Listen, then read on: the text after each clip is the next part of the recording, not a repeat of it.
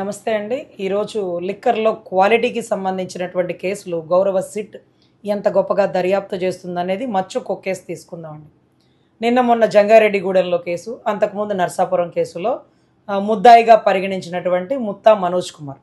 ఇతను ఒక 50 ఏళ్ల నుంచి నడుపుతున్నటువంటి ప్లాస్టిక్ మూతల వ్యాపారం.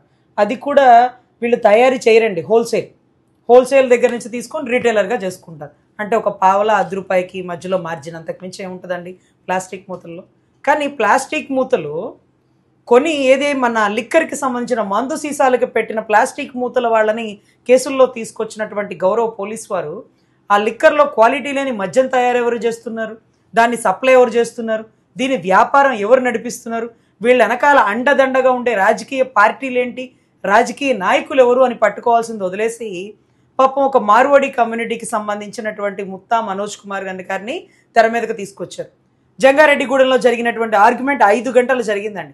గౌరవ జడ్జి గారు అడిగారు, ఇదేంటిది క్వాలిటీ లేని మద్యమో లేకపోతే ఎక్సైజ్కి సంబంధించిన ప్రొహిబిషన్ కేసులో ఎవడో కత్తి అమ్ముతాడయ్యా, ఆ కత్తిని కొనుక్కున్నాడు కత్తితో మర్డర్లు చేస్తాడా లేకపోతే కూరగాయలు కోస్తాడా, అమ్మినోడికి ఏం తెలుస్తుంది, మర్డర్ చేసేసినాడు, ఆ కత్తి ఎక్కడ కొన్నాడు అని అడిగితే ధర్మం. కానీ కత్తి అమ్మినోడిని తీసుకొచ్చి లోపలేసినట్టుండి ముత్తా మనోజ్ కుమార్ కేసు చూస్తుంటే ప్లాస్టిక్ మూతలంట, మీకేమో అల్యూమినియం మూతల మీద కదా పేర్లు వచ్చేది. ఇతను ఆయుర్వేదిక్ వాళ్ళకి, జండు బామ్ సీసాలకి, వీళ్ళందరికీ కూడా మూతలు అమ్ముతారండి. ఎక్కడెక్కడ వాళ్ళు వచ్చి కొనుక్కొని వెళ్తారు. మీకు తెలుసు హోల్సేల్ రిటైలర్ అక్కడ వన్ టౌన్లో ఎలా జరుగుతాయి షాపులు. సో ఇక్కడ ఇంకొక ట్విస్ట్ ఏంటంటే, మీరు ఇప్పుడు మనోజ్ కుమార్ని చూడొచ్చు, మనతో పాటు ఉన్నారు. సో ఇక్కడ మనోజ్ కుమార్ని గమనిస్తే వారి భార్య, వారి పిల్లోడు, వీళ్ళందరినీ చూస్తే మీకు ఒకటి గమనించాలి. జంగారెడ్డిగూడెంలో లేకపోతే నర్సాపురం కేసుల్లో ముద్దాయిగా పాపం మీరు క్రియేట్ చేసినటువంటి ముత్తా మనోజ్ కుమార్ ఎవరైతే ఉన్నారో, ఇవాళ రోజు మన క్వాలిటీ లేని మద్యంలో మన జనార్దన్ గారు, అద్దేపల్లి జనార్దన్ గారి ఆదేశాల మేరకు, వారి చెప్పిన దాని మేరకు రైటర్ గారు రాసుకొని జోగి రమేష్ గారిని వాళ్ళ బ్రదర్ని తీసుకుని వెళ్ళారు. ఓకే డన్, రాజకీయ పార్టీలు, రాజకీయ నాయకులు ఒకవేళ పాత్ర ఉందేమో. కానీ ఈ కేసులో కూడా ముత్తా మనోజ్ కుమార్ గారిని తీసుకొని వచ్చి ఏమయ్యా ప్లాస్టిక్ మూతలు అమ్ముతున్నావా అంటే బాగానే ఉంటుంది. 3-4 దెబ్బలు కూడా వేసినారంటండి పాపం. 52 ఏళ్ల వయసులో ఎప్పుడు మా నాన్నగారు అసలు ఈ బాధ చూడలేదు, ఈ ఆవేదన చూడలేదు అంటూ అటు భార్య ఇటు కొడుకు పడుతున్నటువంటి ఆవేదన చూస్తే వర్ణనాతీతం. కానీ పేరు తప్పు పడింది, తప్పు మీది. తీసుకురావాలి, ఇన్వెస్టిగేషన్లో మీరు కాదని పంపించేయాలి. కానీ తీసుకొచ్చి కొట్టి ఈరోజు హాస్పిటల్లో వైవీరావు గారు హాస్పిటల్లో అడ్మిట్ అయ్యి ట్రీట్మెంట్ తీసుకొని బయటకు వచ్చాక అర్రే మీరు కదా, అరే రే కొట్టారి కదా, నువ్వు ముత్త కదా అనుకొని వెళ్ళిపోయినారండి. స్టిల్ ఈ రోజుకి ఎఫ్ఐఆర్ ఇవ్వలేదండి, ఈ రోజుకి ఎఫ్ఐఆర్ ఇవ్వలే. పాపం ఇప్పుడు కూడా మనోజ్ కుమార్ గారు భయపడుతుంది ఏంటంటే, మేడం నా పేరు పొరపాటున తప్పు పడిందని తీసుకువచ్చారు, ఓకే డన్. కానీ మళ్ళీ రేపటి రోజు 8:20గా మీరు చూడండి అన్ని టీవీల్లో వచ్చింది కదా, మనోజ్ కుమార్ కొఠారి అనే అతను చాలా సన్నగా ఉంటారు. పాపం మన ముత్తా మనోజ్ కుమార్ గారు చాలా లావుగా ఉన్నారు కదా. పోనీ పోలీసులు మర్చిపోయి అతన్ని బదులు ఇతను ఎలా తెస్తారండి? పోనీ తెచ్చి ఏంటి సార్ ఇది లిక్కర్ కేసులో స్టేషన్ బెయిల్ 41 ఇస్తున్నావా, ఇక్కడ సంతకం పెట్టంట అంటే సంతకం పెడితే నేరాన్ని ఒప్పుకున్నట్ట. కానీ మనోజ్ కుమార్ గారి కొడుకులు కొంచెం తెలివితేటలు కలిగి మేము సంతకాలు పెట్టాం, మేము మా లాయర్ గారితో మాట్లాడతాం అంటున్నారు. సో హైకోర్టు నుంచి ఒక అడ్వకేట్ గారి కేసు చూస్తున్నారు. చాలా దారుణం ఏంటంటే, మీరు పెద్ద వాళ్ళని పట్టుకోవాల్సింది పోయి అమాయకులని, మార్వాడి కుటుంబంలో పాపం వ్యాపారం ప్లాస్టిక్ల వ్యాపారం చేసే వాళ్ళని తీసుకొచ్చి ఈరోజు కుటుంబాన్ని మొత్తం రోడ్డుకు లాగేస్తే తప్పు కదండి. అధికారుల నిర్లక్ష్యం వల్ల ఈ అవమానం ప్రభుత్వానికి, ప్రజాప్రతినిధులకి, గౌరవ హోమ్ మినిస్టర్ గారికి, డిప్యూటీ సీఎం గారికి, సీఎం గారికి తప్పు కదా. ఇప్పుడు మనోజ్ కుమార్ గారి ఫ్యామిలీ ఏమైపోవాలి, పరువు నష్టమే కదా. తీసుకురావడం, కొట్టడం, మళ్ళీ వదిలేయడం. సో ఇప్పుడు మనోజ్ కుమార్ గారి ఆవేదన ఆయన చెప్పుకోవాలనుకుంటున్నారు, ఎందుకంటే ఆయనకి భయం అవుతుంది. ఇవాళ నేను మీతో ఉన్నానండి, రేపటి రోజు నా పేరు ఇంకొకటి రాసేస్తారండి, రాసేసి నన్ను జైల్లో వేసేస్తే నా పరిస్థితి ఏంటండి? పొద్దుగూకులు నా పేరేనండి, మేము రిటైలర్లో అండి, మూతలే ఇస్తాం, దాని కింద మందు సీసాలు పెడతారా, జండు బాములు పెడతారా, ఆయుర్వేదిక్ మందులు పెడతారా, హోమియోపతి మందులు పెడతారా మాకు తెలియదండి. జంగారెడ్డిగూడెం కేసులో ఇతను ముద్దాయి దేనికంటే, అవతల వ్యక్తి నుంచి ఒక 20,000 25,000 ఫోన్పే ట్రాన్సాక్షన్ వచ్చింది. అవును, ఇతను ప్లాస్టిక్ మూతలు అమ్మాడు, అవతలోడు కొట్టాడు. కానీ అక్కడ కేసు అంతా అల్యూమినియం పేరుతో ఉండే మూతలు. ఎంత దారుణం! ఒక్క ఫోన్పే ట్రాన్సాక్షన్ని ఆధారంగా పట్టుకొని అంత పెద్ద లిక్కర్ కేసుల్లో ఇతను కీలక పాత్రలు పోషించేస్తున్నాడా? 8:20గా ఇతను చిత్రీకరించిన వాడు ఎవరో, అతను వైసీపీలో బాగా కీలక పాత్ర వహిస్తాడని మీరు మనోజ్ కొట్టారి అని నెట్లో కొట్టి చూడండి, మీరు విజయవాడలో ఎంక్వైరీ చేసుకోండి. పాప ఇతను ముత్తా మనోజ్ కుమార్ గారు అదే రీటైలర్ షాప్లో రెండో మూడో షాప్లో అవతల ఇతను యువతలు ఇతను పొరపాటున తెచ్చేస్తారండి, తెచ్చేసి ఒంటి మీద దెబ్బేసేస్తారండి.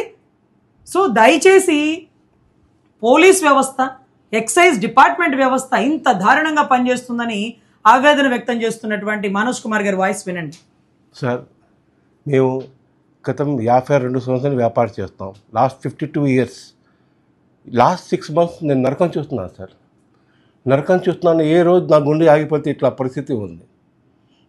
దయచేసి ప్రతిరోజు నేను వస్తున్నాను సార్. ప్రతిరోజు ఎవరు వస్తారో షాప్లో అయితే కూడా మనం తప్పు చేయలేదు. షాప్లో దర్జాగా కూర్చున్నాను. ఇప్పుడు మేము తప్పు చేయలేదు, షాప్ ఓపెన్ చేసి కూర్చున్నాను. కానీ ఈ 6 నెలలు చచ్చిపోలాగా ఉంది సార్. ఇవాళ పరిస్థితి ఇట్లా ఉందంటే నేను అడిగితే చాలు ఏంటి అని 4 దెబ్బలు కొట్టాడు సార్. 4 దెబ్బలకి అక్కడక్కడ పడిపోయి నేను మొత్తం ప్యారలైజ్ అయిపోయాను సార్. ఇది పరిస్థితి సార్. ఫస్ట్ కేసులో కూడా అంతే. ఫస్ట్ కేసులో డబ్బులు కట్టాడు. దీంట్లో మొత్తం వాట్సాప్లో మొత్తం ఉంది, ప్లాస్టిక్ పర్మిట్ మొత్తం ఉంది. ఈ ఒక మాట వినలేదు. వెళ్తే ముందే ఎఫ్ఐఆర్ కొట్టేశారు సార్. సెకండ్ కేసులో కూడా ఆ కేసు అది కూడా 10,000 వాళ్ళు ఎవరితో రిలేషన్ నాకు తెలియదు. సేమ్ 10,000 కట్టాడు. ఇట్లాగే పెట్టేశారు. పాప జడ్జి గారు చాలా మంచి 5 గంటలు వాదన జరిగింది. నా వేదన మాట మొత్తం చూశారు, మొత్తం వివరించారు సార్. నా ఈ 52 సంవత్సరాల వ్యాపారం సార్ 5 నరకం చూస్తున్నాను సార్. ఇప్పుడు చచ్చిపోతున్నా తెలియదు మొత్తం వినారు. అన్నీ వింటే లాస్ట్ ఫస్ట్ కేసులో నాకు రిమాండ్ జరిగింది సార్. ఇప్పుడు ఇది కూడా లేని పని. మా పేరు లేదు, ఏమీ లేదు. ఏం చేస్తున్నావో తెలియదు, వాడు ఏం పని చేస్తానో నాకు తెలియదు. తీసుకెళ్ళిపోయారు సార్. ఇది కూడా అడిగాను, నేను కొట్లో కూర్చున్నాను, భోజనం చేస్తే తాగి తీసుకెళ్ళిపోయారు. అయితే చెప్పేసి సార్ నేను వస్తాను సార్, మీకు ఏం ప్రాబ్లం లేదు సార్, నేను ఇప్పుడే సపోర్ట్ సార్, మీరు ఉంటేనే మేము ఉన్నా అని చెప్పాము. అది కూడా మాట వినకుండా 3 times కొట్టారు సార్. ఇప్పుడు జీవితంలో నేను 53 years ఎవరి జీవితంలో నేను ఎవరు కట్టలేదు సార్. సార్ నన్ను కాపాడండి సార్. గవర్నమెంట్ వాళ్ళని, మన సీఎం గారిని, డిప్యూటీ సీఎం గారిని, మన ఎవరు ఉన్నారు పెద్దలందరినీ, ఎవరు ఉన్నారు ఇప్పుడు దీంట్లో ఉన్నారు, నాకు కాపాడండి, మా ఫ్యామిలీని కాపాడండి, అక్కడ ఇక్కడ నేను చచ్చిపోతాను అని భయం సార్. ఇక్కడ ఇప్పుడు చేయలేదు. మా షాప్లో 2 సార్లు సోదా చేశారు. ఒక ఐటమ్ కాసి ఒక ఐటమ్ దొరకల. ఇంట్లో వచ్చి చూశారు, ఒక ఐటమ్ దొరకల. ఇప్పుడు నన్ను 200 పడేలా. నా కొట్లో 10 సార్లు ఇట్లా తిరిగారు. ఒకసారి కూడా నాకు షాప్ కనపడాల వారికి. సార్ నా ఫస్ట్ కేసు జూన్లో అయింది సార్. జూన్ అయింది. నెక్స్ట్ కేసు 20th Augustలో అయింది. ఇవాళ తీసుకెళ్ళాడు సార్. ఇవాళ ఎవరిని తీసుకెళ్ళి వాళ్ళకే తెలియదు సార్. నేను మునగ ముత్త అది ఇట్లాంటి పరిస్థితి వచ్చింది సార్ నా మీద. సార్ నన్ను కాపాడండి సార్ మీరు మమ్మల్ని, లేకపోతే నేను చచ్చిపోతాను సార్. ఇక్కడ ఆత్మహత్య చేస్తామని మేము మీకు దక్కదు సార్. మేము చాలా మీ అభిమాని సార్. ఏదో ఇప్పుడు 52 సంవత్సరాల నుంచి మా తాతగారు 19 సంవత్సరాలు ఇక్కడ వ్యాపారం చేస్తున్నాం సార్. ఇక్కడ దయచేసి కాపాడండి. ఇక్కడ మీరు చూస్తే 6 నెలల నుంచి ఈ కుటుంబం అస్తవ్యస్తం అయిపోతుంది. ఏ రోజు ఎట్లుంటుందో అర్థం కాని పరిస్థితి. జంగారెడ్డిగూడెం, నర్సాపురం కేసుల్లో ఎలా అయితే ఇతన్ని తప్పుగా అక్రమంగా ముద్దాయిగా చేసినారో అదే అదును చూసుకొని మళ్ళీ ఇక్కడ క్వాలిటీ లేని మధ్యలో కూడా ఇతన్ని తెర మీదకి తీసుకొచ్చారు. ఇప్పుడు ప్రభుత్వం మనది. వైసీపీలో ఉన్నటువంటి ఏదైతే మనోజ్ కుమార్ కొఠారిని ఎందుకు మనం తప్పిస్తున్నాం? అతను ఏమన్నా పేమెంట్ మనకి ఇస్తున్నాడా? అతన్ని తప్పించాల్సిన అవసరం ఏంటి? పొరపాటున పేర్లు తప్పుపడిన చూసుకోవడానికి ఇదేమన్నా స్కూల్లో రాసేటటువంటి రిసెప్షన్లో ఫోటోలా, పేర్లా? కనీసం మీరు ముఖాలు టాలీ చేసుకోలేదా ఎంక్వైరీ చేసుకునేటప్పుడు? ఈరోజు అవమానంతో మేమందరం కట్టగట్టుకొని చనిపోతామంటూ ఇతని ఫ్రెండ్ యూఎస్లో ఉన్న అతను నన్ను అర్థిస్తే, మేడం ఇవాళ ఉన్నాడు, రేపు ఉంటాడో లేడో తెలియదు, రేపు ఏం చేసేస్తారో లేదో తెలియదు. 1-2 కేసుల్లో అనుమానంగా ఇతను పెట్టేసినారు, ప్రతి కేసుల్లో ఇతనే పెట్టేస్తున్నారు. కేవలం ఇతని బిజినెస్ ప్లాస్టిక్ మూతలే. పెద్దోళ్ళని పట్టుకోపోతే వదిలేయండి, కై చేసి నోరు లేనోళ్ళని పేదోళ్ళ మీద పడకండి. 100 మంది దోషులు తప్పించుకున్నా పర్లేదు, కానీ ఒక్క నిర్దోష శిక్షింపబడకూడదు అనేటటువంటి న్యాయస్థాన చట్టాన్ని గౌరవించండి. సిట్ కూర్చున్నా పర్లేదు, పరిగెట్టి అమాయకుల్ని పట్టుకోకండి, అమాయకుల మీద మీ పంజా విసరకండి.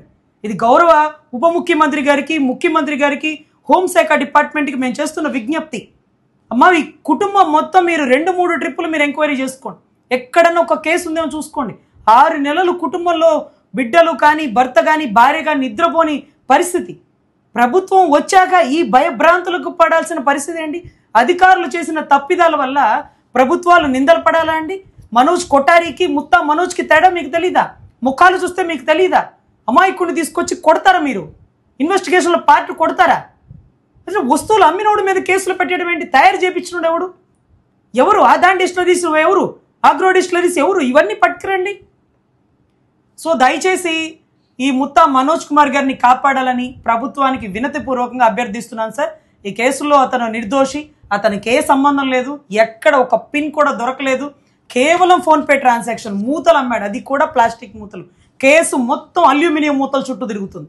అల్యూమినియం మూతల మీద పేర్లు ఉంటాయి, నేమ్ ప్లేట్ ఉంటుంది, అవి పట్టుకోవాల్సింది పోయి ప్లాస్టిక్ మూతలు, ఆయుర్వేదిక్ మందులకు అమ్ముకునే వాడిని పట్టుకొని మీరు కేసుల్లో తిప్పేస్తుంటే ఇంటికి వస్తానా, ఏం చేసుకుంటానా, నా బిడ్డలు చదువుకునే బిడ్డలు అంటూ భయపడుతున్న పరిస్థితి చూడండి. ఆ భార్య పడుతున్న ఆవేదన, పసి బిడ్డలతో, వాళ్ళు చదువుకుంటున్న పిల్లలండి. ఊరు కాని ఊరు, రాష్ట్రం కాని రాష్ట్రం వచ్చి మార్వాడీలు, జైన్లు, వాళ్ళకేం పెద్ద బలగం ఉండదండి. ఆయనకి సమస్య అనగానే ఆయన కులాలు ఆయన వాళ్ళు బయలుదేరి రారండి. సో దయచేసి మీరు తల్లి స్థానంలో ఉండి మీరు వారి బాధని, ఆవేదనని అర్థం చేసుకొని మీరు ఆ కుటుంబాన్ని ఆదరించాలని మనస్ఫూర్తిగా కోరుకుంటున్నాను.